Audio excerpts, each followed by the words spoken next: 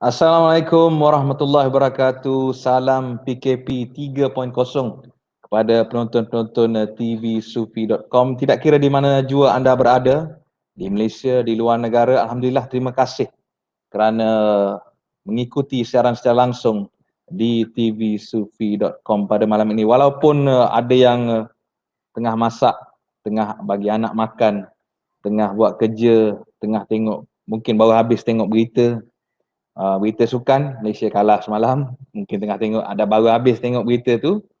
Jadi malam ni insya-Allah kita akan ada satu slot sembang santai yang kita akan jalankan pada malam ini bersama dengan seorang tokoh masyarakat yang akan saya perkenalkan sebentar lagi.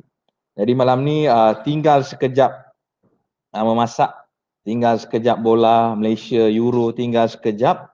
Malam ni tengok live, sama-sama kita ambil manfaat, sama-sama kita ambil kebaikan dalam program live pada malam ini. Baik, sebelum kita nak pergi lebih jauh, semalam kita ada program bersama dengan Datuk Zaharin, Sabri Yunus dan juga Dr. Abu Hafiz malam. Program itu cukup rancak, membicarakan tentang kayangan dan juga marahain. Jadi penonton-penonton yang nak tengok video tersebut ada di Facebook kami, dan highlight untuk program semalam sedang disediakan oleh editor kami, insya-Allah. Jadi esok kami akan bawakan secara langsung juga Grand Maulid 3.0. Untuk tatapan penonton-penonton, kita ada orang kata combo yang sangat menarik Grand Maulid lepas. Jadi kita bawakan sekali lagi untuk Grand Maulid pada kali ini Ustaz Jafri Mahmudi, personality TV9, dan juga ikon Maulid iaitu Ustaz Nizam Al-Banjari akan bersama-sama dengan kita pada esok hari untuk Grand Maulid 3.0. Baik, kita kembali ke program kita pada malam ini. Kita akan bersama dengan seorang tokoh yang mana jika kita lihat beliau seorang tokoh yang sangat hebat dalam bidang hartanah. Jadi malam ni kau bawakan kepada anda seorang tokoh yang saya kira perlu kita ambil manfaat daripada beliau kerana tersangat banyak perkara yang sangat baik ataupun sangat perlu kita contohi daripada beliau. Assalamualaikum warahmatullahi wabarakatuh. Waalaikumsalam warahmatullahi wabarakatuh. Abalan, apa khabar? Alhamdulillah. Alhamdulillah dengar sihat, semua sihat. Saudara Adinda Firdaus dengar tak saya bercakap sekarang? Dengar tak? Alhamdulillah clear, suara semua clear. Okey, alhamdulillah. Jadi live Dengar? di mana? Live di suasana luar tu. Ni live di tepi jalan, berselimutkan embun. Berselimutkan embun. Abalan kalau boleh auto rotate phone boleh tak bagi penuh? Auto rotate sekejap. Macam ni ke? Sekejap. Ya betul. Tadi. Okey, beres. Ni, okey. Okey. Baru napuk janggut, baru napuk. Subhanallah. Okey. Jadi alhamdulillah, terima kasih Abalan kerana sudi bersama dengan TV Sufi pada malam ni. Lama dah saya nak jemput, tapi malam ni Allah Taala bagi rezeki untuk kita bersama dalam live pada malam ni. Subhanallah. Saya rasa saya nak kongsi sikit. Saya jumpa Abang Lan ni kali pertama dalam pesawat. Betul. Malindo ke Malindo ataupun Firefly, tak silap saya, daripada Malindo daripada Kota Baru ke Subang masa tu. Betul. Saya duduk sebelah Abang Lan masa tu. Saya tengok, orang tabligh mana ni, kata. Kita tengok, tabligh mana ni. Lepas tu baru datang terfikir, kata, macam kenal, macam pernah tengok. Jadi bila tanya Abang Lan, abang kata, saya orang nego sini. Salah orang aku. Lepas tu saya balik 2 tahun kalau tak silap. 2 tahun selepas tu saya jumpa satu artikel. Macam kenal orang ni. Baru kata kita add Facebook, baru kita bersahabat melalui alam maya pula lepas tu. Betul, betul, betul, betul. Subhanallah. Alhamdulillah. Baik Abalan, macam mana PKP sedikit? Penonton-penonton mungkin nak dengar Abalan dibesut PKP, macam mana keadaan sekarang? Okey. Seperti yang kita sedia maklum, PKP pada kali ini adalah menyeluruh lah. Kita tengok secara menyeluruh. Dan kalau kita tengok secara asasnya, boleh dikatakan hampir semua orang ataupun hampir semua sektor adalah terkesan.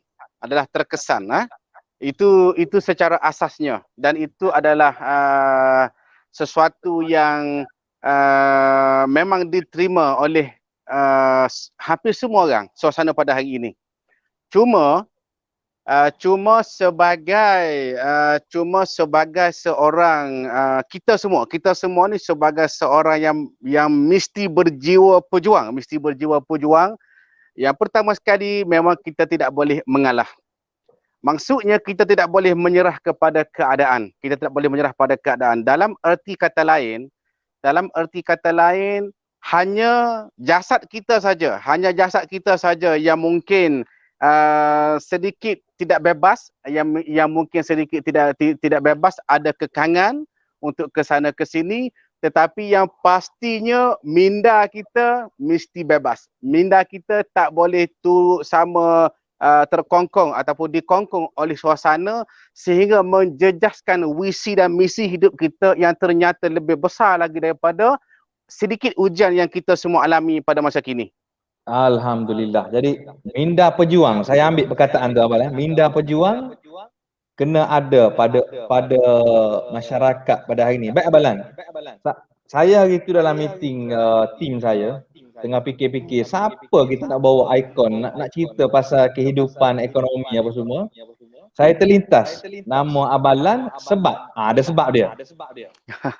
Sebabnya Abalan ni melalui fasa-fasa kehidupan, bermacam fasa kehidupan.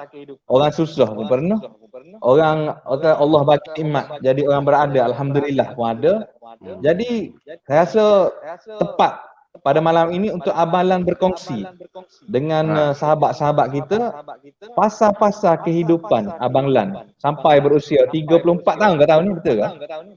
Betul, 34 tahun, betul. Muda lagi. Okey. Baik, silakan Abang Lan, fasa-fasa kehidupan. Okey, baik. Sebelum daripada saya berkongsi fasa-fasa kehidupan daripada dulu sampai sekarang secara ringkas, pertama sekali saya nak bagi tahu, sehingga sekarang saya masih tersenyum. Tersenyum bukan senyuman yang dibuat-buat untuk menghiburkan, kerana saya tidak suka menjadi seorang yang berpura-pura. Saya tersenyum daripada hati saya, daripada dalam saya. Maksudnya saya nak bagi tahu di sini, bukan saya tidak terkesan dengan pandemik apa semua, dengan COVID sekarang ni. Adalah kadang-kadang setengah orang cakap, oh tak apalah, dia hartawan kan, orang lain terkesan, dia tak terkesan. Tak. Sebenarnya kita semua terkesan, cuma dalam kategori kita masing-masing. Cuma saya bagi tahu kenapa saya memilih untuk terus tersenyum sampai sekarang, dan ini yang saya nak kongsi bersama dengan rakan-rakan kita di luar sana. Baik. Saya dahulu melalui fasa kehidupan yang sangat miskin, iaitu pada bermula pada tahun 1987. Sehingga pernah dibanci sebagai keluarga yang paling miskin di daerah Besut, Terengganu. Itu cerita satu ketika dahulu. Susah yang saya alami betul-betul dirasai dan dilalui secara praktikal, bukannya secara teori. Bukan kata bila kita bercakap tentang susah tu hanya kita membaca daripada buku-buku tentang kesusahan saja, tidak. Tetapi saya membaca kesusahan dan kemiskinan itu daripada dalam kehidupan itu sendiri. Tetapi subhanallah, apabila kita memiliki jiwa pejuang dan apabila kita memiliki minda yang kaya untuk terus mengubah kehidupan kita, Alhamdulillah kita tidak larut di dalam ataupun kita tidak tenggelam di dalam kemiskinan ataupun kepayahan itu. Okey, jadi alhamdulillah kemiskinan ataupun kepayahan, bukan hanya miskin tetapi kepayahan mengajar saya bagaimana untuk memudahkan. Okey. Kesulitan mengajar saya bagaimana untuk berusaha supaya kita mampu untuk mencipta peluang. Dan kemiskinan mengajar saya bagaimana untuk menjadi seorang yang kaya dan berjaya. Okey.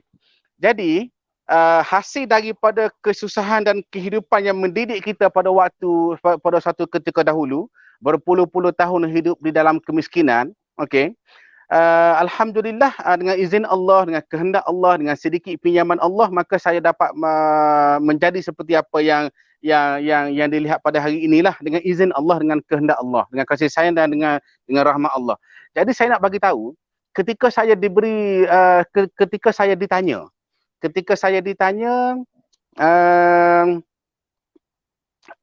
kesan-kesan COVID, macam mana saya melalui kesan-kesan kesusahan ataupun kesulitan pada dalam musim COVID. Saya bagi tahu, saya pernah dan telah melalui kesusahan itu selama lebih 20 tahun. Saya pernah melalui kesusahan dan kesulitan itu selama lebih 20 tahun. COVID ataupun pandemik ni baru berlaku lebih kurang setahun lebih ataupun hampir 2 tahun. Jadi, kalau nak dikira, kemiskinan saya dahulu adalah pandemik yang sangat panjang, 20 tahun. 20 tahun. Jika nak dibandingkan dengan apa yang berlaku sekarang ni baru dalam setahun lebih. Maksudnya saya melalui fasa yang lebih susah lagi daripada apa yang berlaku pada hari ini, yang berlaku pada zaman COVID sekarang. Tapi kenapa dalam pada 20 tahun lepas, walaupun melalui pengalaman yang sangat susah, tetapi kenapa saya berjaya bangkit? Saya berjaya bangkit sebab 2-3 perkara tadi. Ini yang saya nak kongsikan dengan sahabat-sahabat kita. Yang pertama, kita memiliki nawaitu yang kuat yang tidak mengalah dengan ujian. Walaupun dulu ujian kita kemiskinan, kepayahan, kesulitan, kesukaran dan sebagainya, kita kena fikir satu je. Ujian itu yang pertama memang sepadan dengan kita. Sebab Allah tidak akan menguji kita, melainkan ujian itu memang yang sepadan dengan kita. Yang kedua, ujian untuk menguatkan. Ujian tidak akan datang kepada kita untuk melemahkan, tetapi ujian untuk menguatkan. Okey, ada orang berkata, kenapa ujian tu datang pada titik yang paling lemah? Ya, ujian datang pada titik yang paling lemah untuk menguatkan kita. Okey, yang ketiga, apa sekalipun yang berlaku, kita mesti punya jiwa pejuang. Jiwa pejuang ni bersedia untuk kalah, bersedia kalau kalah, dan bersedia jika kalah, tetapi tidak pernah bersedia untuk menyerah. Itu jiwa pejuang. 3. Yang keempat, minda kita mesti kaya, mesti bersentiasa berfikir ke depan, dan mesti kita kena husnuzon. Kita kena husnuzon bahawasanya di setiap kesulitan itu pasti ada kesenangan. Di setiap kepayahan pasti ada kemudahan. Jadi jika kita semua insya-Allah berpegang kepada 2-3 perkara yang saya sebutkan tadi, insya-Allah pada saya kesulitan yang kita alami pada musim COVID sekarang ini hanya bersifat sementara, yang kita insya-Allah akan berjaya mengatasinya, dan insya-Allah selepas ini kita akan lebih berjaya lagi daripada sedikit kesusahan yang kita alami sekarang. Alhamdulillah. Saya kira pembukaan yang cukup cantik daripada Abang Lan. Cerita tentang 20 tahun Abang Lan kata pandemik. Abang Lan melalui pandemik dalam kehidupan, pandemik kesusahan sebelum mencapai kemenangan, dan terus berjuang hari ini untuk atau menapak dalam kehidupan. Dan satu lagi saya tertarik, bersedia untuk kalah tapi tidak bersedia, jangan menyerah, katanya Abang Lan tadi. Jadi saya tertarik dengan perkataan tu. Saya akan simpan tu perkataan tu. Jadi Abang Lan, bermula dengan pengutip sampah dulu. Saya baca di Gong Kedok. Okey. Bagaimana suasana masa tu Abang Lan? Okey. Subhanallah. Suasana pada waktu itu saya ibaratkan saya berada pada titik yang paling bawah. Okey, saya ibaratkan pada waktu itu saya berada pada titik yang paling bawah. Tetapi subhanallah, sebab saya memiliki minda yang positif, saya tahu kenapa saya berada pada titik yang paling bawah. Saya berada pada titik yang paling bawah kerana daripada titik yang paling bawah lah saya harus dan perlu mendaki ke puncak yang paling tinggi. Sebab itu saya perlu berada di titik yang paling bawah. Berada di titik yang paling bawah bermaksud saya harus mendaki untuk terus ke puncak yang paling tinggi. Saya positifkan minda saya. Walaupun pada zahirnya pekerjaan sebagai pengutik sampah itu saya tidak katakan hina, tidak katakan hina. Cuma pekerjaan yang paling bawah yang tak digemari oleh kebanyakan orang. Kalau tanya saya sekarang pun, Abang nak kerja kutik sampah? Kalau diberi pilihan, saya tak nak. Bukan hina, cuma uh, kerja yang kata orang pada titik yang sangat biasa lah, yang sangat biasa. Tetapi saya menerima situasi pada waktu itu sebagai sekolah yang mendewasakan saya, sekolah yang mendewasakan saya, yang mana apabila saya keluar daripada sekolah itu saya akan terus bergelar, saya akan terus memasuki universiti kehidupan. Okey. Jadi daripada situlah saya belajar. Apabila saya bekerja sebagai pengutik sampah dululah pengalaman, tak ada kawan yang kalau cerita senang, tak ada orang yang sudi nak duduk dekat dengan kita, yang nak berkawan dan nak bersahabat dengan kita, sebab kita hanya bekerja biasa-biasa saja dan tidak dapat memberikan sesuatu yang baik kepada orang lain dari segi materialistik. Okey. Tetapi subhanallah, uh, berkat minda saya yang positif, saya saya menemui sesuatu daripada sampah tersebut. Okey, ramai orang tanya saya, okey, Abelan sekarang ni dah berjaya sebab apa? Sebab jumpa sampah ke? Sebab jumpa duit ke dalam sampah? Tak. Saya tak jumpa duit dalam sampah. Cuma daripada sampah itu saya bertemu cara bagaimana untuk mencipta duit. Daripada sampah tu saya temui cara bagaimana untuk mencipta duit. Sebab itu paling penting bagi diri kita ni, kalau diri kita ni berlumur dengan sampah, tak apa, tak ada masalah. Diri kita ni berlumur dengan sampah, tak ada masalah. Yang penting pada minda kita ada emas. Kaki kita berselut lumpur, tak apa. Yang penting dalam minda kita, dalam kepala kita, dalam otak kita ada permata. Itu. Jadi itulah yang saya belajar daripada pekerjaan sebagai pengutik sampah, yang mana kerja sebagai pengutik sampah benar-benar memberikan saya satu motivasi untuk saya beralih kepada pekerjaan yang lebih baik, yang lebih hebat. Seperti yang saya katakan tadi, bukan bermaksud hina kerja sebagai pengutik sampah, tapi ia meletakkan saya di tempat yang terasing, tak ada kawan, tak ada sahabat, tak ada yang sudi nak mendekati, dan ini adalah sesuatu yang normal dalam kehidupan. Seperti mana yang dikatakan oleh orang-orang yang bijak pandai, apabila kemiskinan berdiri di hadapan pintu, maka cinta akan keluar melalui jendela.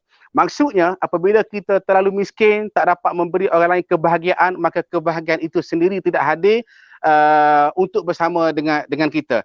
Dan itu adalah bagus, bukan untuk menghina kita, tetapi untuk memotivasikan diri kita supaya kita sentiasa ada kesedaran untuk membina dan mengubah nasib diri kita dari masa ke semasa ke tahap yang lebih baik, insya-Allah. Alhamdulillah. Sekali lagi, banyak kata-kata yang saya kena tulis tadi. Biar diri berlumur dengan sampah, tapi minda itu kena emas. Betul Abalan? Betul. Jadi saya kira penonton-penonton boleh terus tulis. Apa yang Abalan cakap tu tulis di ruangan komen supaya ramai dapat manfaat, insya-Allah. Alhamdulillah. Jadi Abalan, saya tertarik. Abalan kata bila kita tak ada duit, kita tak ada kawan. Bila kita Allah beri nikmat, kita ada nikmat, Allah beri duit apa semua, ramai yang mula mendekati kita. Saya suka untuk saya petik satu frasa. Bila kita tak ada duit, orang tak nampak kita. Bila kita ada duit, kita tak nampak kita. Kita jadi betul ke abalan? Tu hebat tu. Rasa Itu satu ungkapan yang sangat hebat kerana itu dikatakan ramai pendaki yang begitu murni saat mendaki namun hilang arah saat tiba ke puncak. Kerana bila angin bertiup dengan kencang, kita akan berpegang dengan kuat dan begitu teguh. Tetapi ketika angin mula perlahan dan sepoi-sepoi bahasa, di saat itu kita bisa terlena. Allahu Akbar. Mana diolah lagi oleh abalan. Tak apa. Ujung nanti saya ada benda nak tanya dengan abalan, saya simpan dulu. Tapi kita masuk sedikit ke ruangan bisnes. Macam mana abalan ni? Macam mana abalan menjaga syarikat, menjaga staf musim pandemik. PKP 1 kita rasa paling teruk lah. Kita tak boleh keluar rumah apa semua sampai ke PKP 3.0. Jadi macam mana abalan manage syarikat, perniagaan dan kebajikan staf apa semua? Boleh kongsi abang? Okey, insya-Allah. Okey. Subhanallah. Yang pertama sekali, kita mesti memastikan tahap kesihatan diri kita dan pekerja kita adalah terbaik. Kita mesti pastikan ini. Kita mesti pastikan supaya diri kita dan pekerja kita ni dari sudut kesihatannya terjaga baik. Sebab kalau kita kata orang mengalami komplikasi kesihatan ataupun kesihatan kita tidak baiklah, okey. Ia akan menjejaskan perjalanan perniagaan kita bukan hanya pada waktu PKP 1, PKP 2 ataupun PKP 3. Sebaliknya, sepanjang masa dan sepanjang ketika kalau kita tidak sihat, kerja kita akan terjejas. So, yang pertama sekali saya pastikan kesihatan diri saya dan pekerja-pekerja saya insya-Allah mesti dalam keadaan yang bagus. Yang kedua, saya akan memastikan kebajikan pekerja-pekerja saya ini terjaga. Yang pertama, kesihatan mesti dalam tahap siaga. Yang kedua, dari segi kebajikan, pekerja-pekerja saya mesti terjaga. Sebab sehebat mana pun sesebuah syarikat itu, kalau kebajikan pekerjanya tidak dijaga dan tidak terurus dengan baik, satu ketika kita akan jatuh dan kita akan runtuh. Kita akan jatuh dan kita akan runtuh. Sebab musuh ini kalau dalam falsafah lah, kita kata musuh dari luar boleh jadi sukar untuk meruntuhkan kota kita. Tetapi kota kita boleh runtuh jika terdapat musuh dari dalam. Maksudnya, jika pekerja-pekerja kita dijaga kebajikannya dan mereka menyayangi syarikat, mereka akan berkorban untuk memastikan syarikat tempat mereka mencari rezeki itu terjaga dan terpelihara dan sentiasa berdaya saing serta maju. Tetapi kalau mereka tidak sayang kepada syarikat, mereka boleh melakukan apa-apa saja yang pada satu ketika mungkin boleh meranapkan, boleh meruntuhkan syarikat. Dan ini banyak berlaku. Ini banyak berlaku bukan sekadar teori tetapi secara praktikalnya, secara kisah benarnya banyak yang berlaku. Saya lihat syarikat-syarikat yang pada awalnya bagus, kuat, kukuh tetapi akhirnya runtuh. Bila kita tanya, bila kita sembang-sembang, adalah owner yang cakap pekerja ni buat macam ni, pekerja ni buat macam ni, pekerja ni buat macam ni. So bila kita selidik, kebanyakannya kerana kebajikan pekerjanya tidak dijaga. Jadi itu satu nasihat untuk saya juga dan satu teguran untuk saya serta satu ingatan untuk saya. Yang mana kita kena jaga kebajikan pekerja kita. Yang seterusnya perhubungan. Yang ketiga. Yang ini sangat penting. Saya boleh dikatakan akan memastikan perhubungan bersama dengan orang-orang penting saya dalam yang menjadi tonggak-tonggak utama syarikat ini, boleh dikatakan sentiasa. Kalau perlu, setiap hari ataupun setiap jam saya akan call orang-orang penting yang menjaga syarikat saya ini dan saya akan berbincang, saya akan merujuk beliau kalau ada apa-apa dan saya akan pastikan orang-orang penting ini akan sentiasa berhubungan rapat dan dekat dengan anak-anak buah saya supaya tidak ada perkara-perkara yang terlepas pandang secara kita tidak sangka. Jadi dengan 3 perkara ni, yang pertama kesihatan, kita kena jaga diri kita dan pekerja kita. Yang kedua kebajikan, kita kena pelihara. Yang ketiga dari segi perhubungan, memang kita kena betul-betul jagalah kata orang.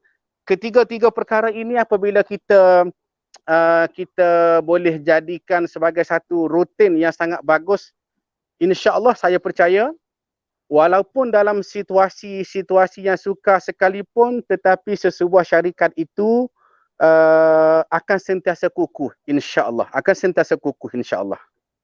Alhamdulillah. Jadi kepada majikan-majikan yang menonton, boleh kita ambil mutiara-mutiara kata daripada Abang Lan. Saya catatkan di sini ada 3.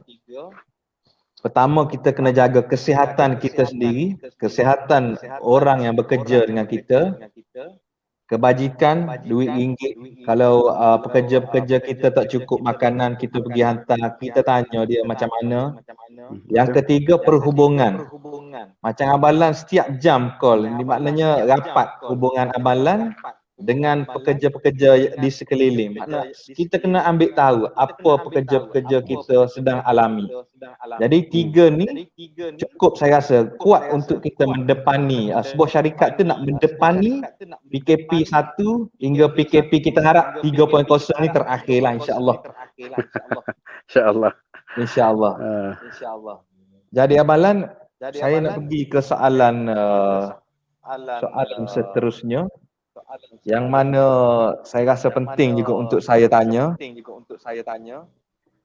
Abang Lan, orang Islam ni sendiri 1.9 bilion lebih kurang ada di seluruh dunia.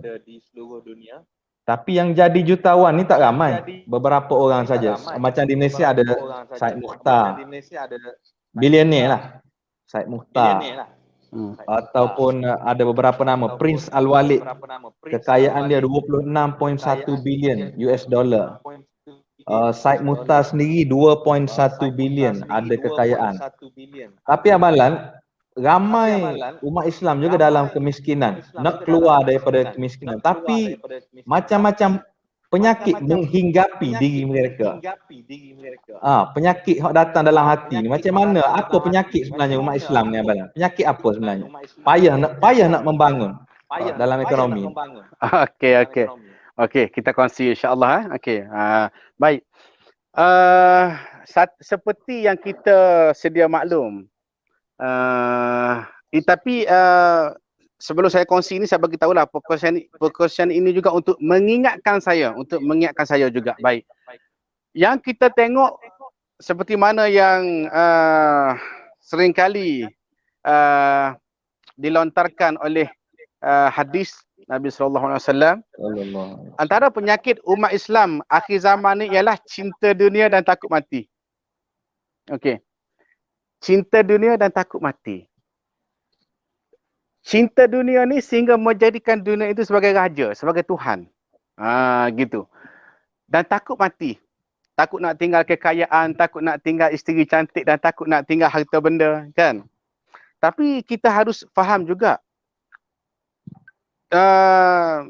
bukan bermaksud kita mencintai dunia itu, bukan bermaksud mencintai akhirat itu bukan bermaksud kita meminggirkan dunia.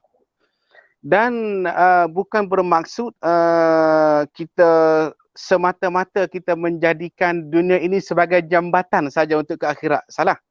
Pada pandangan saya salah.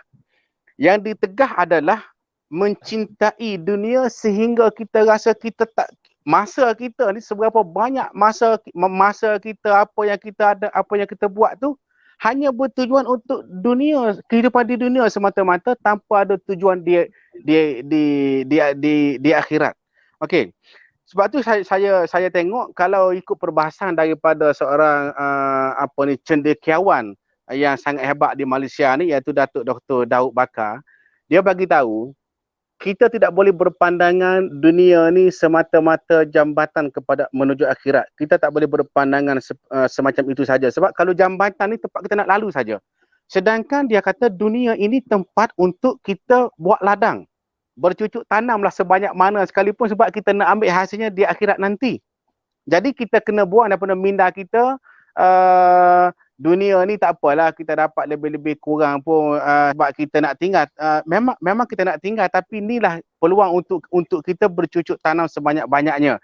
Yang penting jangan kita menjadikan dunia sebagai tujuan. Dunia hanya jalan, akhirat adalah tujuan. Dunia hanya alat, akhirat adalah matlamat. Jadi kalau kita clear situ tak ada masalah. Sebenarnya orang Islam ni kita dituntut dalam Al-Quran Allah SWT berfirman, kita adalah ummah yang terbaik. Kita adalah ummah yang terbaik.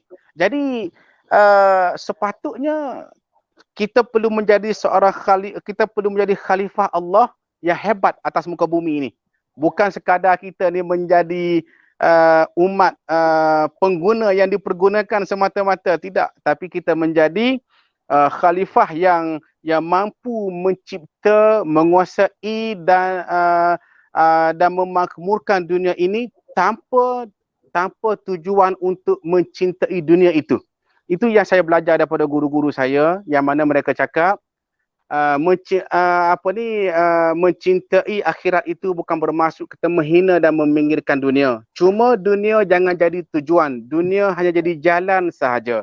Jadi penyakit umat Islam hari ini, penyakit cintakan dunia dan takut mati, penyakit inilah yang kita kena bersama-sama kikis daripada hati kita, jiwa kita, dan insya-Allah kita tanamkan azam dunia ini sebagai ladang tempat kita bercucuk tanam sebanyak mana pun, insya-Allah, supaya di akhirat nanti dapat kita ambil kembali hasil apa yang kita tanam pada hari ini. Dan saya nak tegaskan juga di sini, untuk menjadi umat yang terbaik, menjadi umat yang hebat, menjadi khalifah Allah yang hebat atas muka bumi ini, yang pertama sekali kita kena membangunkan iman kita. Kita kena membangunkan iman kita dengan takwa. Apabila kita menjadi khalifah yang ada iman, ada takwa, insya-Allah kita akan menjadi khalifah yang ada amanah. Kita akan menjadi khalifah yang jujur. Kita akan jadi khalifah yang bertanggungjawab. Bila kita ada sifat-sifat, bila kita ada iman dan kita ada sifat-sifat jujur, amanah, bertanggungjawab, maka makmurlah dunia ni. Tidaklah berlaku kezaliman di sana sini, tidak berlaku orang kaya makin kaya, yang miskin makin miskin, yang kuat menindas yang lemah, yang kaya menzalimi yang miskin. Tidak berlaku begitu. Sebab apa? Sebab kita ada iman. Iman itu akan melahirkan takwa, dan dengan takwa kita ada amanah, kita ada jujur, dan kita ada rasa kebertanggungjawaban. Yang kedua, kita kena membangunkan minda kita. Kena letakkan dalam minda kita, kita orang Islam ini bukan hanya bangsa, bukan hanya umat yang mengguna sahaja, tetapi kita umat yang mencipta, yang kreatif. Kalau tidak, macam kita tidak boleh berbangga kita mampu menggunakan pakai teknologi yang canggih pada hari ini, dalam masa yang sama satelit dicipta oleh orang lain, bahkan data kita sendiri pun berada dalam simpanan bangsa lain. Contoh kita guna Facebook pada hari ini. Facebook bukan dicipta oleh orang Islam, kan? Jadi cuba kita fikir satu ketika nanti supaya kita orang Islam ini dapat mencipta satu aplikasi yang lebih hebat daripada Facebook, dan kita yang menguasainya, insya-Allah. Alhamdulillah. Perkongsian saya kira abalan cover dua-dua side. Penyakit pun abalan bagi tahu, ubat dia pun abalan terus bagi tahu tadi. Alhamdulillah. Jadi untuk saya recap sikit balik, abalan kata kita tak boleh jadi umat yang sekadar nak guna saja. Guna telefon, guna teknologi, tapi kita kena mencipta. Orang Islam kena mula mencipta teknologi, mula mendepani teknologi untuk berjaya di dunia dan di akhirat. Dan penyakit abalan bagi tahu tadi, penyakit cintakan dunia, takutkan mati. Itu memang banyak berlaku pada hari ini. Jadi abalan highlight benda tu. Saya rasa sangat menarik perkongsian tu. Jadi ambil dunia tapi jangan terpesona dengan dunia. Betul ke abalan? Betul lah. Dunia hanya di tangan, bukan di hati lah. Alhamdulillah. Jadi abalan, Kita dah tahu penyakit, kita dah tahu cara nak bangkit. Abang bagi tahu dia kena ada tanggungjawab. Sifat tu kita kena bina dalam diri kita. Jadi Kita kena Abang bina. penting tak dalam perjalanan kita nak berjaya ni, penting tak ada guru, ada mentor, penting atau tidak? Itu sangat penting. Bukan hanya dalam Saya rasa terputus barangkali. kita katakan kita perlu ada guru. Kalau dalam kehidupan kita katakan kita perlu ada guru, dan dalam perniagaan untuk kita nak jadi orang yang berjaya kita perlu ada mentor. Mentor bila kita berguru dan bila kita bermentor, kita akan dapat mengelakkan lebih banyak kesilapan-kesilapan yang tidak perlu. Bila kita ada mentor, bila kita ada guru, kita akan dapat mengelakkan lebih banyak kesilapan-kesilapan yang tidak perlu. Contohnya kita baru beli kereta. Nak pergi daripada Besut kita nak pergi ke Kuala Lumpur, kita tak pernah lalu. Tetapi orang yang mengajar kita memandu kereta itu ialah orang yang telah berpengalaman berpuluh-puluh tahun daripada Besut ke Kuala Lumpur. Jadi kalau bila kita pandai bawa kereta, walaupun kereta kita ni kereta yang mahal, tapi kalau kita terus pergi ke Kuala Lumpur tanpa dapatkan bimbingan, nasihat ataupun kita tanya dia jalan mana, kemungkinan kita akan melalui lopak-lopak, kemungkinan kita akan melalui liku-liku yang boleh menyebabkan kita terbabas, yang boleh menyebabkan kita terjatuh, yang boleh menyebabkan kita tersesat. Tapi kalau sebelum kita memandu kereta itu, kita rujuk orang yang lebih berpengalaman melalui jalan yang kita baru nak lalu, dia akan cakap, okey, tempat ni kena slow, tempat ni ada lopak, tempat ni ada lubang, tempat ni kalau ikut jalan ni ke sini, kalau ikut jalan ni ke sini, kalau ikut straight ni kita akan sampai. Jadi apabila kita berguru, bermentor ataupun kita ada pembimbing kita akan boleh mengelakkan kesilapan-kesilapan yang tidak perlu dalam kehidupan kita. Saya kongsikan pengalaman saya sendiri. Apabila saya pada tahun 2010 dulu, saya sempat berguru dalam bisnes ini dengan guru pertama saya dalam 6 bulan saja. Lepas tu saya ada duit yang banyak, saya terus buat sendiri. Dia nasihat pun saya tak dengar sebab saya rasa pada waktu itu saya ada wang, saya ada duit yang banyak, dan dengan duit yang banyak saya boleh membeli segala-galanya. Saya rasa begitu pada waktu itu. Betul. Saya boleh membeli segala-galanya termasuk kerugian dan kegagalan. Memang dengan duit itu saya boleh beli segala-galanya termasuk kerugian dan kegagalan. Akhirnya bila kita jatuh ke tempat yang paling yang dalam, kita rasa untuk nak bangkit balik tu memerlukan semangat, motivasi yang bukan sedikit, dan kita rasa sangat sakit untuk bangkit. Kalau kita tak ada motivasi yang kuat, kita akan terus tertimbus dan terkambus dalam lubang yang kita jatuh. Tapi saya alhamdulillah motivasi dirinya kuat. Alhamdulillah dengan izin Allah, dengan bantuan Allah, dengan berkat doa semua, saya berjaya bangkit walaupun rugi berjuta-juta. Okey, tapi cuba bayangkan seandainya langkah yang saya nak lalu itu, plan yang saya nak laksanakan itu, kalau saya rujuk dengan mentor saya dulu. Bila saya rujuk dengan mentor saya dulu, InsyaAllah saya rasa saya akan dapat mengelakkan kerugian yang tidak perlu. Jadi saya nak pesan kepada diri saya dan semua, kita dalam perniagaan kita perlu ada mentor untuk memimpin dan membimbing kita kepada kejayaan, dan dalam kehidupan kita perlu ada guru yang membimbing kita ke jalan kebenaran. Dan proses belajar ataupun proses berguru itu tidak ada limit. Tidak ada limit. Hari ini mungkin kita belajar tahap yang pertama. Kita dah rasa kita dah pandai yang pada tahap yang pertama, tapi bila kita pergi ke depan lagi pada peringkat yang kedua, yang ketiga, kita masih kena belajar lagi. Jadi jangan kita mendabik dada, kita rasa aku dah berjaya, aku dah pandai, dah cukup untuk aku berguru. Tidak. Proses belajar itu akan terus berlaku sepanjang masa, kerana semakin banyak yang kita belajar, akan semakin banyak yang kita rasa kita tidak tahu.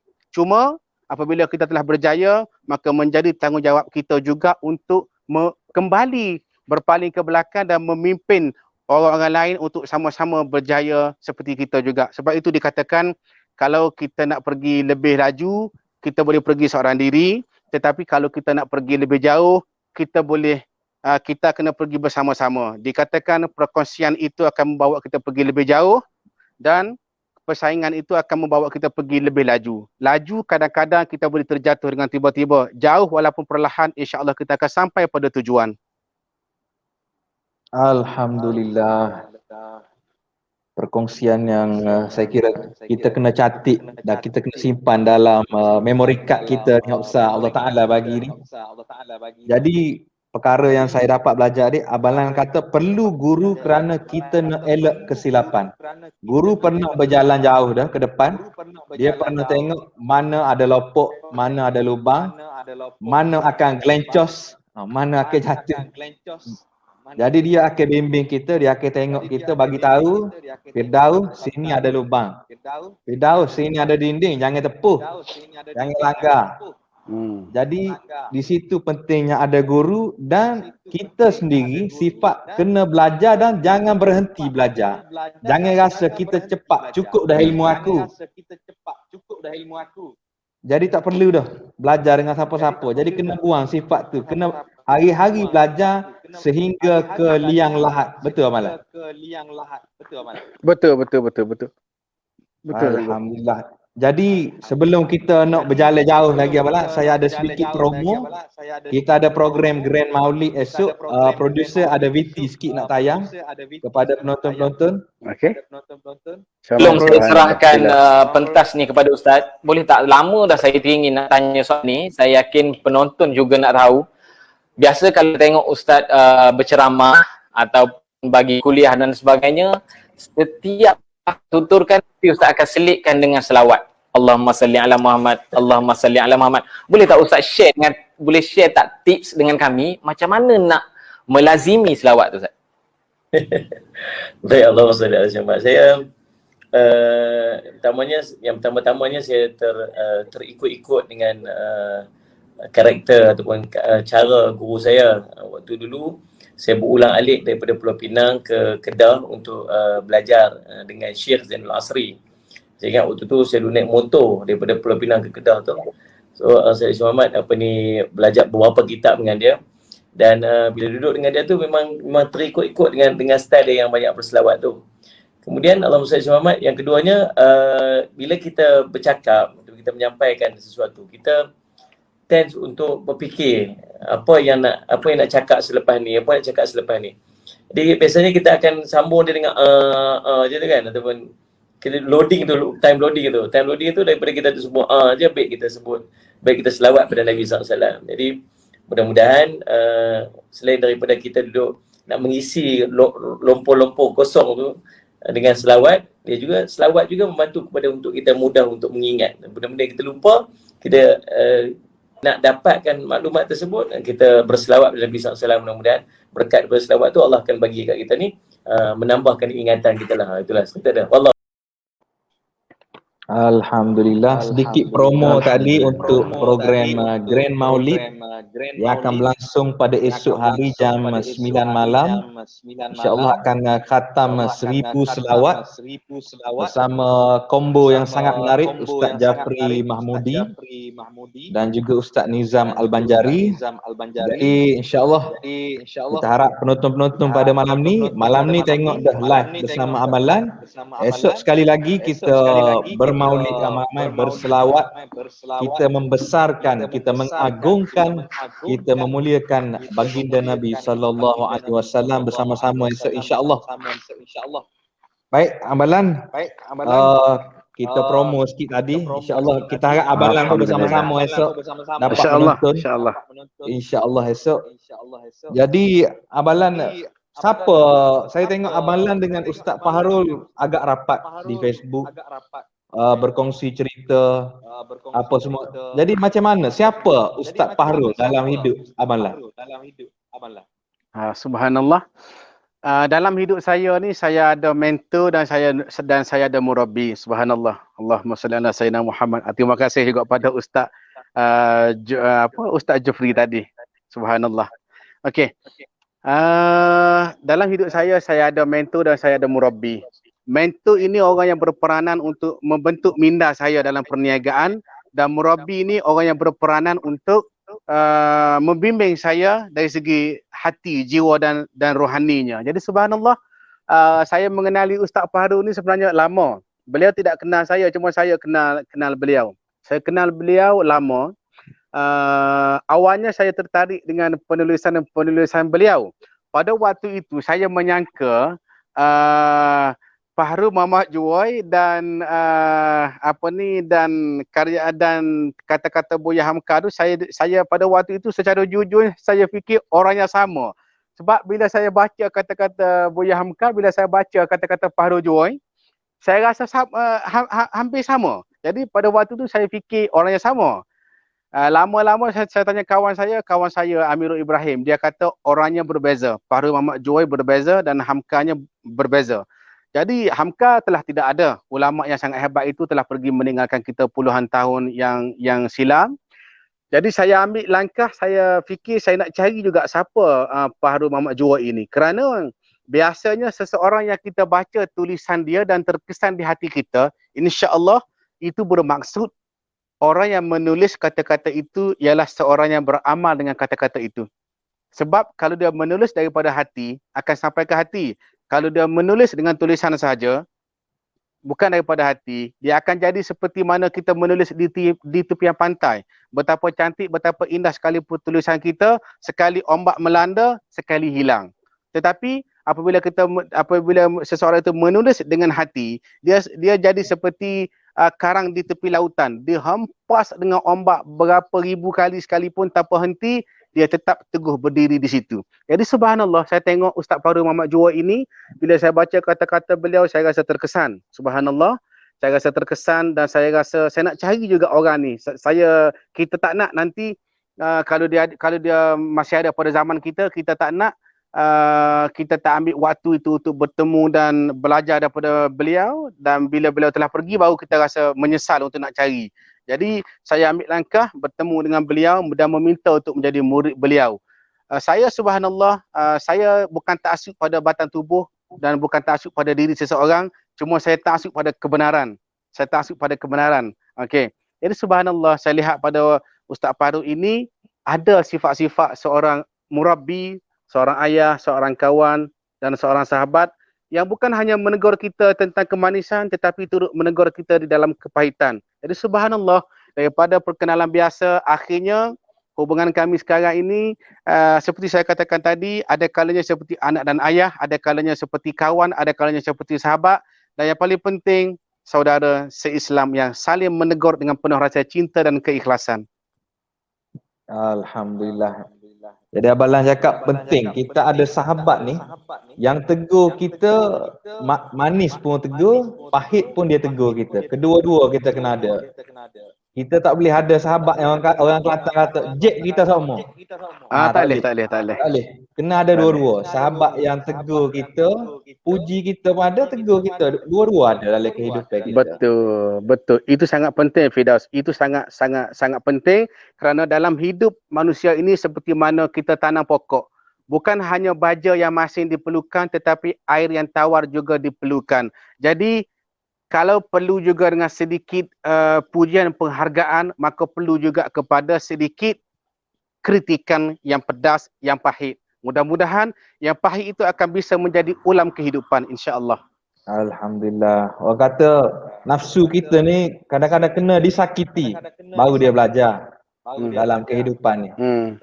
Jika sentiasa disirami dengan pujian, kita akan terleka. Dikhawatiri kita terleka. Betul. Saya sangat bersetuju dengan apa yang saudara Firdaus katakan, kerana itu hati itu seperti cinta.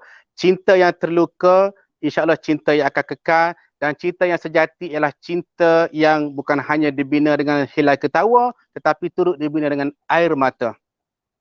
Betul. Jadi saya setuju. Kata-kata Rumi juga ada bagi tahu, hati yang banyak terluka ni banyak cahaya akan masuk. Betul sungguh. Jadi Abalan, saya tengok beberapa minggu yang lalu di Facebook Abalan kata nak tutup Facebook, nak berbakti kepada ummah. Tak sebagai tanggungjawab sosial Abalan kepada masyarakat. Sebenarnya apa yang Abalan sedang usahakan sekarang kepada masyarakat? Okey. Saya berfikir pada waktu itu saya ingin melakukan banyak kerja-kerja kebajikan yang mana pada sebelum ini pun telah saya lakukan dan sampai sekarang. Cuma saya tidak gemar mendedahkannya. Saya lebih suka kerja-kerja kebajikan itu berlaku di belakang tabir, yang mana kerja kebajikan itu ada dua. Satu dari segi kita kata keperluan makan minum orang susah, dan yang kedua dari segi membina dan membangunkan modal insan. Jadi kalau kita tengok, ada ketikanya saya akan bagi beras kepada orang susah, beli makanan keperluan mereka, dan ada ketikanya saya akan ketengahkan usahawan muda yang bersama dengan saya ini untuk saya turut bina dan lahirkan sebagai jutawan mukmin, sebagai jutawan ummah, insya-Allah. Jadi pada waktu itu saya fikir saya tak nak kerja-kerja ini diketahui umum, dan saya hanya nak pada waktu itu saya fikir keikhlasan itu biarlah hanya aku dengan Tuhan saja. Itu pada waktu itu saya fikir. Sebab itu saya katakan saya nak tutup Facebook. Tetapi subhanallah, apabila saya merujuk kepada dua orang murabbi saya. Yang pertama Ustaz Fahru Muhammad Juwai, yang kedua Maulana Husnul Nizam daripada seorang ulama di Seri Petaling. Hasil daripada nasihat mereka berdua ini, mereka mengatakan kita tidak perlu terlalu menyembunyikan perkara-perkara baik, kerana jika perkara-perkara baik ini terlalu disembunyikan, mana masyarakat nak ambil jadikan contoh ataupun tauladan. Yang kedua, mereka kata keikhlasan itu bukan di antara kamu dengan Tuhanmu. Keikhlasan itu yang penting kamu tidak terkesan baik pada celaan ataupun pujian, dan kamu tidak juga terkesan baik pada kritikan ataupun baik kepada penghargaan. Jadi sebenarnya saya akui pandangan saya pada waktu itu adalah terkhilaf. Maknanya perkara-perkara baik ini perlu kita ketengahkan, perlu kita paparkan dengan niat untuk orang lain pun turut serta dalam kerja-kerja kebajikan. Yang paling penting, kata murabbi saya seperti Maulana Husnul Nizam, seperti Ustaz Fahru, yang penting soal niat. Sebab kita orang Islam ni yang pertama sekali bermula dengan niat. Kalau niat kita betul, kalau kita buat sesuatu itu, kita akan dapat hasilnya yang betul. Tapi kalau niat kita tidak betul, walaupun kita buat itu perkara yang baik, kita tidak akan dapat sesuatu yang baik. Jadi sebenarnya bergantung kepada niat kita. Jadi subhanallah, saya kembali semula ke laman sosial Facebook ni setelah saya mendapatkan nasihat daripada para murabbi saya. Dan hari ini insya-Allah, seperti apa yang ditanya oleh saudara Firdaus, apa yang saya buat tetap dengan dua perkara, iaitu kedua-duanya tentang kebajikan. Satu, kebajikan jangka masa pendek, satu kebajikan jangka masa panjang.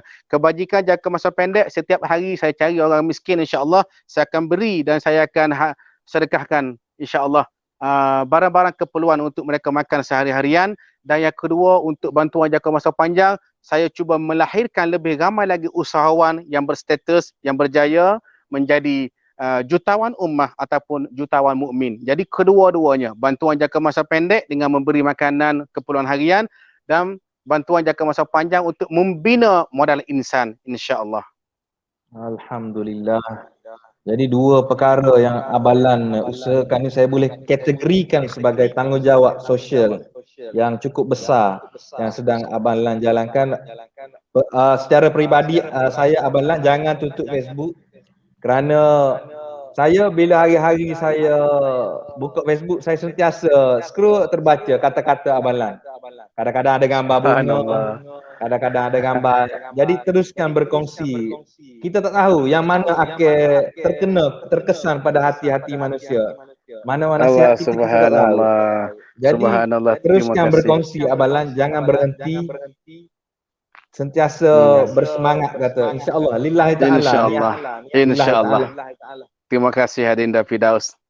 Alhamdulillah. Jadi satu lagi yang saya tulis tadi, jangan terkesan dengan kejian, dan jangan terhanyut dengan pujian. Ni salah satu karakter orang Islam yang kena bina pada hari ini. Betul Firdaus. Kerana kita kadang-kadang tengok kita satu figura dia buat sesuatu, orang puji, last kali dia hanyut. Tak tahu ke mana selepas tu, hilang arah. Abang Lan kata, bila mendaki sampai di puncak, hilang arah. Hilang arah. Jadi kena ada dua-dua. Manis pun kena ada, masam pun ada dalam perjalanan kita menuju kepada Allah. Betul ke tidak Abang Lan? Betul Firdaus. Betul sangat. Alhamdulillah. Jadi Abang Lan, falsafah. Saya nak tanya lagi, falsafah yang Abang Lan pegang. 34 tahun Allah zahirkan Abang Lan di muka bumi ni. Apa yang falsafah hidup Abang Lan pegang? Hari-hari bangun dan bekerja, ini yang bermain dalam fikiran Abang Lan. Pegang falsafah hidup. Okey. Satu falsafah, satu lagi prinsip. Falsafah hidup Abang Lan ialah selagi aku di jalan yang benar, aku akan melaluinya walaupun sukar. Selagi aku di jalan yang benar, aku akan tetap melaluinya walaupun sukar. Itu falsafah. Dari segi prinsip ialah aku ingin menjadi seorang yang berbakti kepada manusia. Dua benda. Pertama, falsafah. Selagi aku berada di jalan yang benar, aku akan tetap melaluinya walaupun sukar. Itu falsafah. Dari segi prinsip, aku ingin menjadi seorang manusia yang berbakti dan memberi manfaat kepada manusia. Jadi dua perkara yang Abang Lan pegang ni, selagi aku berada di jalan yang benar, aku akan tetap lakukan walaupun susah. Selagi aku di jalan yang benar, aku akan tetap melaluinya walaupun sukar. Jadi yang kedua, berbakti kepada ummah. Betul. Alhamdulillah. Jadi Abang Lan, saya baca ada ramai juga yang PM kata, ramai juga yang bertanya, boleh ke orang awam ni nak join Abang Lan? Macam mana? Ada ke peluang nak join buat kerja ke apa ke, nak join koperasi ke, apa yang Abang Lan boleh buka pada orang awam? Okey, insya-Allah. Sebenarnya sebelum saya ulas, saya nak bagi tahu, sebenarnya kejayaan itu bukan hanya milik segelintir manusia tertentu saja, dan kejayaan itu bukan milik segolongan individu yang tertentu saja. Sebenarnya kejayaan itu milik semua orang yang ada impian di dalam hidupnya. Kejayaan adalah milik semua orang yang ada impian untuk berjaya. Jadi tidak ada istilah kekayaan itu hanya bermain dan berlaga di sekeliling orang-orang tertentu saja. Kalau kekayaan dan kejayaan itu hanya milik orang-orang tertentu saja, nescaya yang terus kaya hanyalah bangsawan dan pengutik sampah pun tidak boleh berjaya. Tetapi kejayaan itu milik semua, kerana itu Allah Maha Adil. Cuma kita kena ada keyakinan diri untuk kita berjaya, dan paling penting orang yang nak berjaya ni dia kena percaya sebelum berjaya. Itu yang dikatakan keyakinan diri. Dia kena percaya sebelum berjaya. Macam dengan saya sendiri. Saya buka peluang siapa-siapa yang nak bersama dengan saya untuk menyertai saya di Koperasi Azlan Al-Amin. Jadi kalau kita type dalam Google, dia akan keluarlah Koperasi Azlan Al-Amin. Yang mana koperasi ini saya ibaratkan seperti sebuah kapal yang insya-Allah kita beramai-ramai masuk dalam kapal tu, dan kita bersama-sama mendayung dan kita sama-sama berkayuh untuk tiba ke pulau impian dalam hidup kita. Okey. Dan dalam koperasi ini saya ingatkan juga, walaupun daripada koperasi ini koperasi ini bukan skim, Koperasi Azlan Al-Amin ini bukannya skim cepat kaya, bukannya kita kata skim yang kata orang macam apa, orang sebut Pak Mantelo ke MLM ke, bukan. Koperasi Azlan Al-Amin ini koperasi yang mengusahakan projek perniagaan hartanah serta pembinaan dan beberapa perkara lagi, yang mana mereka yang menyertai Koperasi Azlan Al-Amin ini, saya akan tengok yang mana yang berpotensi, yang mana yang berkualiti, saya akan bina. Tapi yang kata orang yang tidak berkualiti pun sebenarnya kita kena bina, sebab yang berkualiti itu selalunya tercipta daripada yang kurang berkualiti, tapi kita bina. Batu kita ambil daripada bukit besar-besar, kita bawa balik rumah, kita belah, kita pecahkan, kita canai dia, kita gilap dia, barulah dia jadi permata yang bernilai. Jadi sebab itu saya katakan semua orang layak untuk berjaya. Jadi insya-Allah yang nak join dengan saya tu boleh tengoklah Koperasi Azlan Al-Amin, boleh type Koperasi Azlan Al-Amin. Cuma ingat ya, di Koperasi Azlan Al-Amin ini tidak dijanjikan bulan bintang, tidak dijanjikan yang indah-indah, dan tidak ada permaidani ataupun karpet merah yang dihampar untuk kita terus tiba ke puncak. Koperasi ini dibina daripada jerih payah dan susah serta suka duka saya selama 10 tahun dalam perniagaan. Yang saya bina ini untuk mengumpulkan seberapa ramai orang yang nak bersama dengan saya, dan insya-Allah kita akan bersama-sama mendaki ke puncak kejayaan insya-Allah. Saya akan jadi nakhoda dan dibantu oleh mereka yang bersama dengan saya. Kita sama-sama mendayung ke puncak impian, mendayung ke pulau impian kita. Semoga tercapai cita-cita kita menjadi ummah yang terbaik insya-Allah. InsyaAllah. Jadi sahabat-sahabat Facebook yang sedang menonton, ambil peluang. Abalan kata boleh sertai koperasi, tapi ingat bukan permaidani yang dihamparkan, perlu melalui proses-proses untuk berjaya. Kerana ramai yang rasa masuk lepas tu nak duduk saja, tak boleh. Kena masuk, kena berusaha. Ni bukan skim cepat kaya. Ni bukan, kena usaha. Dalam hidup nak berjaya, kena usaha. Betul Firdaus. Abalan Setuju menjawab banyak persoalan netizen kata tentang koperasi apa semua. Jadi abalan jawab malam ni. Jadi saya kira pencerahan yang agak baik untuk penonton-penonton ambil dan nilai. Jadi boleh type di Google Koperasi Azlan Al-Amin, akan ada nombor kontak di sana, boleh hubungi, dan anda akan ada seorang nakhoda, dan sertailah dan belajarlah banyak benda dengan abalan, insya-Allah.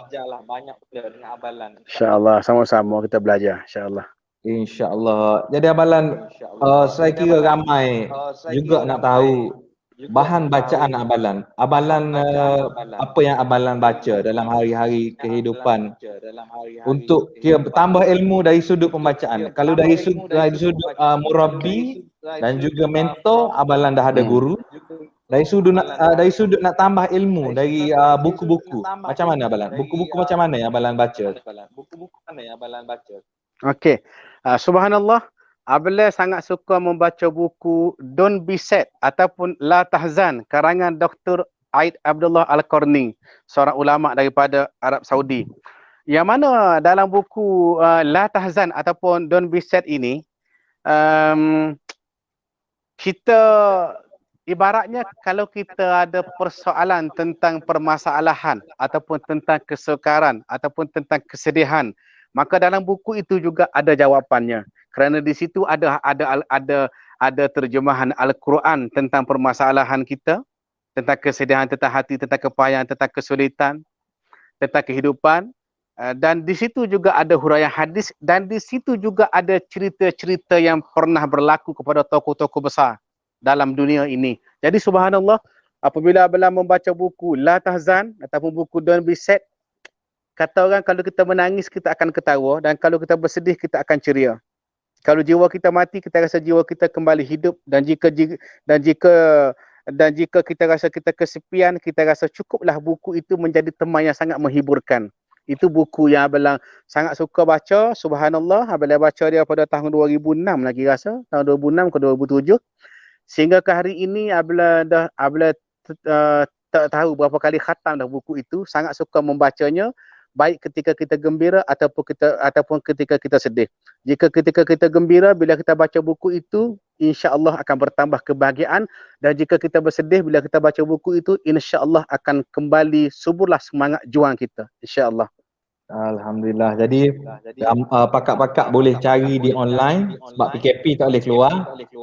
Buku La Tahzan, Don't Be Sad, sebagai salah satu panduan hidup, guru pun penting, buku-buku pun penting untuk kita tambah ilmu dalam kehidupan seharian kita. Abalan juga ada buku, betul tak?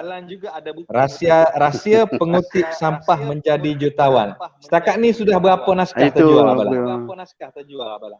berpuluh-puluh ribu dah. Abang ingat berpuluh-puluh ribu naskah dah terjual dan insya-Allah sebagai kesinambungan daripada buku itu adalah buku yang lebih berkisahkan tentang perjalanan hidup Abalan, dan yang kedua yang bakal dikeluarkan lebih kurang sebulan lebih lagi insya-Allah, buku yang dikupas dengan begitu ringkas tapi detail, iaitu buku yang bertajuk 40 Rahsia Jadi Jutawan Mukmin Gaya Azlan Al-Amin. 40 Rahsia Jadi Jutawan Mukmin Gaya Azlan Al-Amin yang ditulis oleh Ustaz Fahrul Muhammad Juwai. InsyaAllah kita lancarkan buku itu nanti, dan secara peribadi saya berharap buku itu dimiliki oleh ramai orang, kerana bukan soal buku itu bila dijual saya dapat untung. Saya rasa itu bukan persoalan utama. Persoalan utama ialah saya nak kongsikan konsep yang sebenar dalam kehidupan kita untuk kita menjadi jutawan mukmin. Sebab itu saya katakan jutawan mukmin bukan jutawan. Kalau jutawan ramai, walaupun yang bukan Islam, walaupun yang bukan mukmin, tetapi insya-Allah jika jutawan mukmin bermaksud jutawan dunia dan jutawan akhirat. Alhamdulillah. Jadi kurang sebulan lagi buku baru pakat-pakat boleh dapatkan. Jadi sekarang ada 2 buku Abalan di pasaran.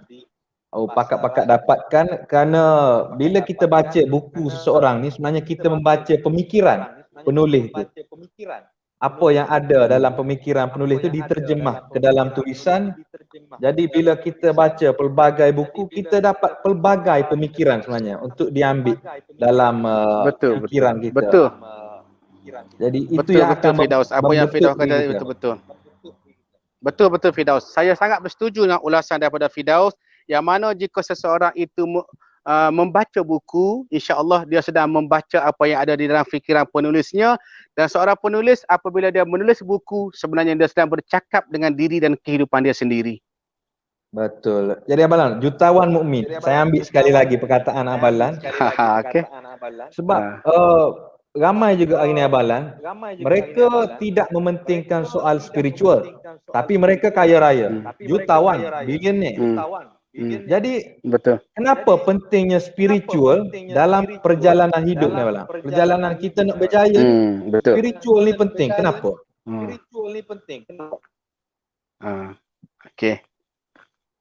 Okey. Sebab kehidupan kita di dunia ni bersifat sementara, Firdaus. Manakala kehidupan di akhirat adalah yang abadi. Jadi jika hanya jadi jutawan untuk dunia ini pasti akan berakhir. Tetapi jika jadi jutawan mukmin untuk dunia sampai ke akhirat, daripada dunia yang sementara sehingga kepada akhirat yang abadi. Jadi orang yang bijak akan memilih sesuatu yang abadi.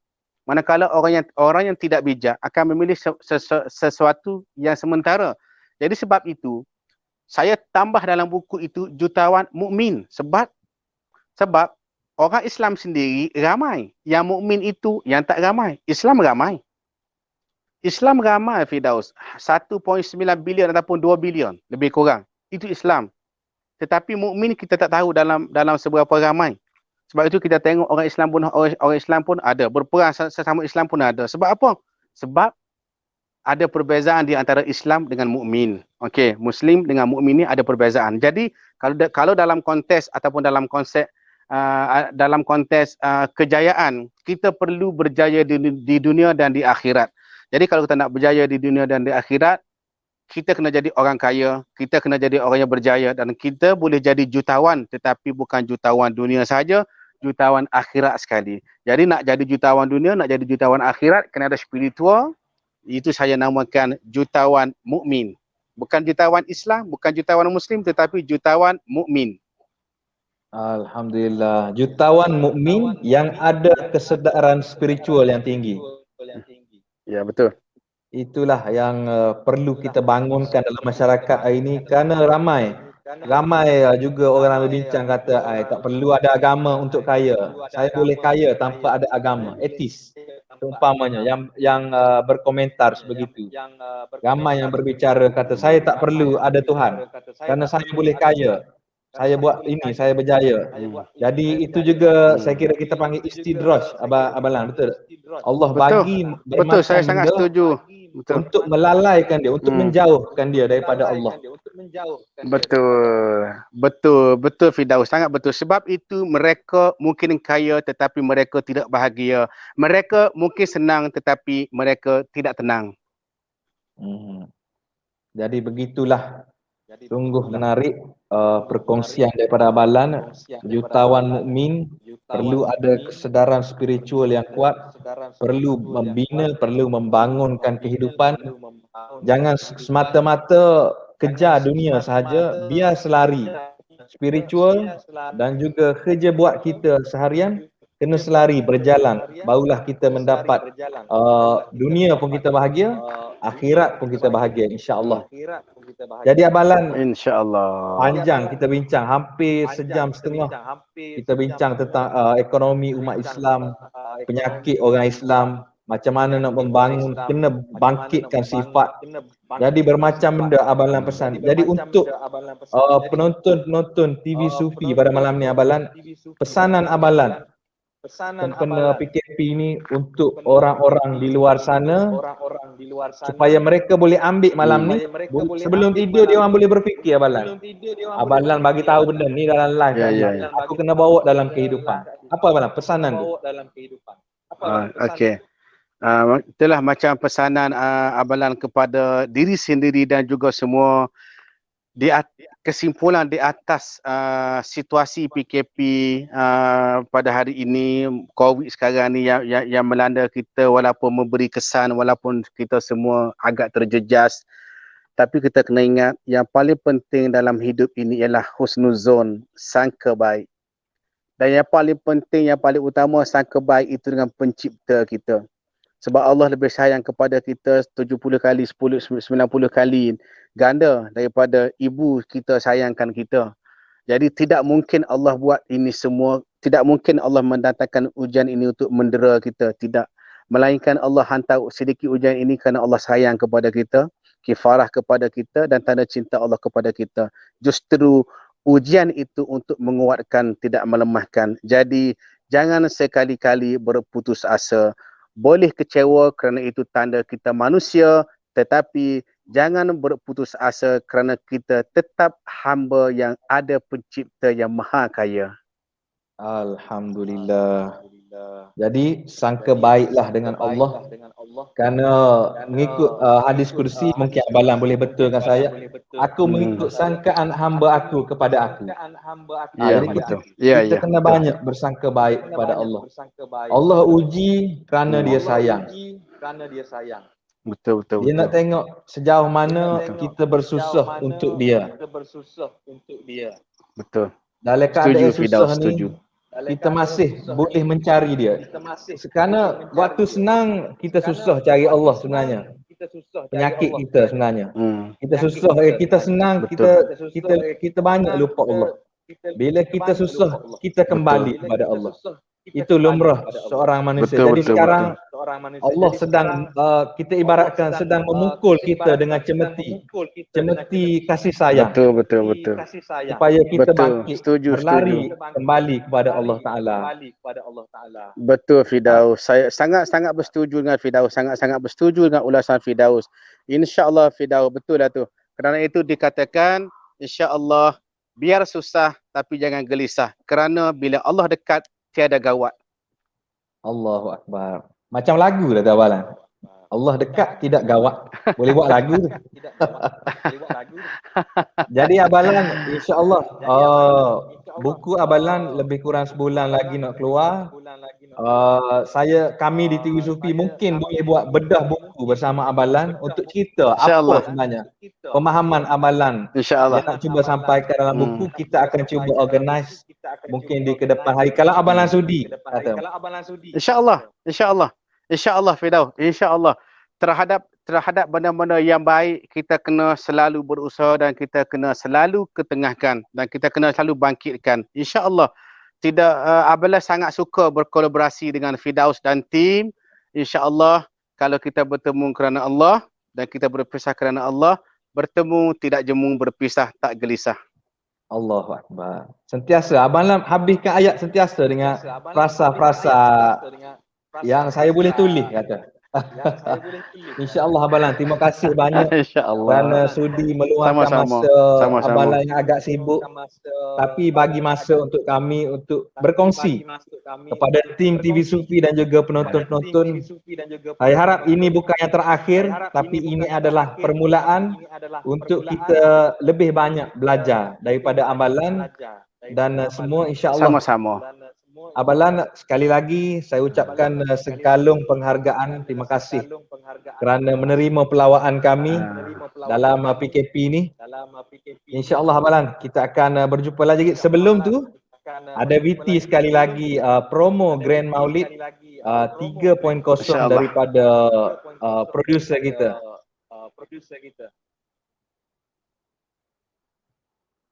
Belum saya serahkan pentas ni kepada Ustaz, boleh tak, lama dah saya teringin nak tanya soal ni. Saya yakin penonton juga nak tahu. Biasa kalau tengok Ustaz berceramah atau bagi kuliah dan sebagainya, setiap tuturkan Ustaz akan selitkan dengan selawat. Allahumma salli ala Muhammad, Allahumma salli ala Muhammad. Boleh tak Ustaz boleh share tak tips dengan kami macam mana nak melazimi selawat tu Ustaz? Baik, Allahumma salli ala Muhammad. Saya yang pertama-tamanya saya terikut-ikut dengan karakter ataupun cara guru saya. Waktu dulu saya berulang-alik daripada Pulau Pinang ke Kedah untuk belajar dengan Syekh Zainul Asri. Saya ingat waktu tu saya dulu naik motor daripada Pulau Pinang ke Kedah tu. So saya Syekh Muhammad belajar beberapa kitab dengan dia, dan bila duduk dengan dia tu memang terikut-ikut dengan style dia yang banyak berselawat tu. Kemudian Allahumma salli ala Muhammad, yang keduanya bila kita bercakap, kita menyampaikan sesuatu, kita tend untuk berfikir apa yang nak cakap selepas ni, Jadi biasanya kita akan sambung dia dengan je tu kan, ataupun kita loading tu, time loading tu daripada kita tu sebut je, baik kita selawat pada Nabi SAW. Jadi mudah-mudahan selain daripada kita duduk nak mengisi lompor-lompor kosong tu dengan selawat, selawat juga membantu kepada untuk kita mudah untuk mengingat benda-benda yang kita lupa. Kita nak dapatkan maklumat tersebut, kita berselawat pada Nabi SAW. Mudah-mudahan berkat berselawat tu Allah akan bagi kat kita ni menambahkan ingatan kita lah. Itulah cerita dia. Wallah. Alhamdulillah, gitulah promo tadi. Jadi jangan lupa kepada rakan-rakan kita esok jam 9 malam, kepada abalan dan juga penonton-penonton, kita akan bermaulid bersama dengan Ustaz Jafri Mahmudi dan Ustaz Nizam Al-Banjari. Kerana selawat ni banyak manfaat dia, betul tak abalan? Kita kena hidupkan seharian kita ingat kepada Rasulullah. InsyaAllah TV Sufi akan buat inisiatif esok untuk beramai-ramai kita bermaulid, berselawat, membesarkan, mengagungkan, memuliakan baginda Nabi SAW yang tiada galang ganti. Rasulullah adalah panduan hidup kita. Saya yakin abalan juga Rasulullah adalah idola dalam menghadapi seharian perjalanan hidup abalan. Baik abalan, terima kasih sekali lagi daripada tim TV Sufi. Kita akan berjumpa lagi dalam slot-slot yang seterusnya, seperti bedah buku sebentar tadi. Kepada penonton-penonton yang nak lagi ilmu daripada abalan, kita akan anjur lagi live, kita akan anjur lagi perkongsian seumpama ini supaya ramai mendapat manfaat, kerana sebaik-baik manusia adalah manusia yang memberi manfaat kepada orang lain. InsyaAllah. Benar. InsyaAllah. Kita jumpa lagi. Firdaus, terima kasih banyak. Okey, kita jumpa lagi. Assalamualaikum warahmatullahi.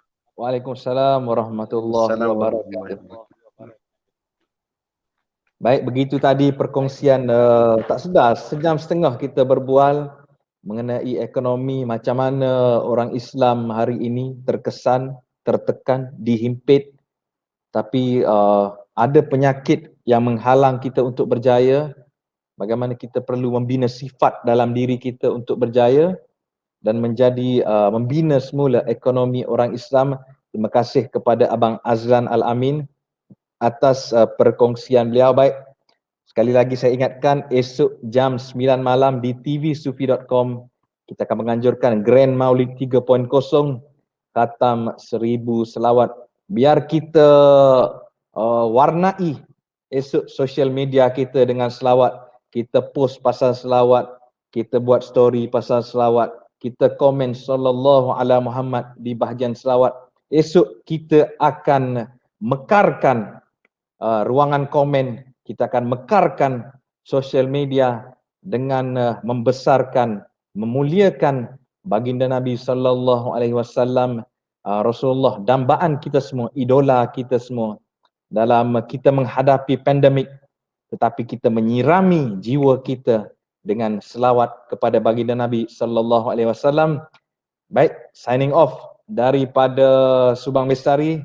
Saya Firdaus Musa, TV Sufi. Assalamualaikum warahmatullahi wabarakatuh.